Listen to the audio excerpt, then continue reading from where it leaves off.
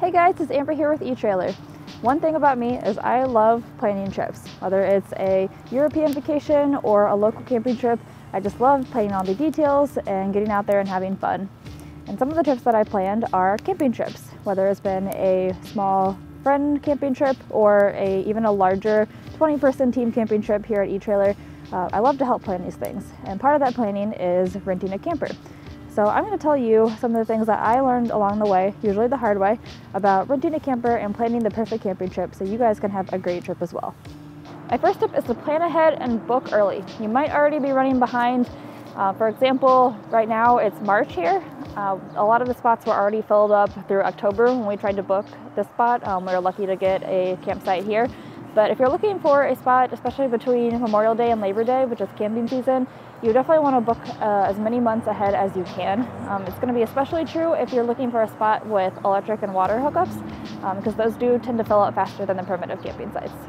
My next tip is to check on the amenities that are included with your campsite. So even though a campground may advertise that it has certain hookups, it doesn't mean that your particular site will. So just make sure to check into that when you're booking. For instance, if you want to use electric like we have here, make sure that your camper is compatible with the 30 or 50 amp outlet, or that you have an adapter to be able to use either plug. We also have a water hookup as well as a sewer hookup here. So if those are something that you want to be able to use, just make sure that your campsite has those as well. And my next tip is to plan your route as much as possible. Now, it's not very critical when you're just driving a normal vehicle along hills or windy roads, but when you're towing a trailer or you're driving a motorhome, that's going to become a much bigger deal. So one thing that I really like to do is look at Google Street View and just kind of get a layout of the land and see what I'm going to be up against, and maybe plan an alternative route if I need to. You also want to check for big gas stations. Those really tight corner gas stations are not going to be your friend if you're towing a really long camper.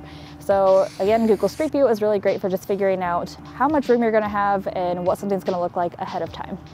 Another thing when it comes to towing or driving is that you're going to become fatigued a lot more easily when you're towing or driving a motorhome compared to when you're just taking a normal road trip in your vehicle. So make sure to take breaks. A lot of RVers say to only drive about 200 miles per day. And obviously this is up to you. It's whatever that you're comfortable with, whether it's more or less. Just make sure to factor that into your driving time. Speaking of maps, your campground map or even Google Earth is going to be really helpful for figuring out the layout of your campground. And this can be really useful when you're picking your campsite. If there's multiple sites available, you can see which ones are closest to the shower house or a road or a river. If you're bringing multiple people along and you need multiple sites, you can figure out how close they are to each other. It's just going to give a better idea of what that layout looks like, so make sure to use those as well. My next tip is to make a packing list, because there are a lot of things that you need to bring while camping, and it can be a lot to remember. So I'm not going to get into everything that I bring, but I will give you a couple of things that I take that you might not think to add to your list.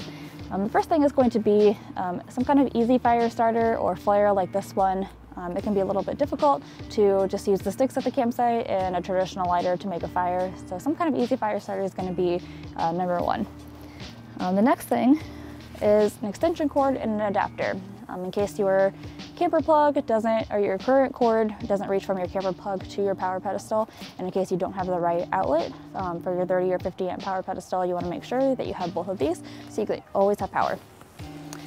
Other thing is flip-flops if you're showering in the shower house, for obvious reasons. Then a blanket, extra blankets or hoodies, any kind of extra layers. I would say even in the summer, I've gone camping in June and it's still gotten pretty cold here in Missouri at night. So even if you don't think you need them, just go ahead and take one, take a couple extra just in case. Well, that's all the tips that I have for you guys this time. Hope you have a great, safe, awesome trip. If you have any questions or comments, leave them in the comments below. We are only a click or a call away. See you next time. If you guys like that content and want to check out more, go ahead and click this video up here. To check out the products that we mentioned, click up here or visit the links down in the description. Check out our playlist over here or subscribe to our channel to see all the videos that our awesome eTrailer teammates put out.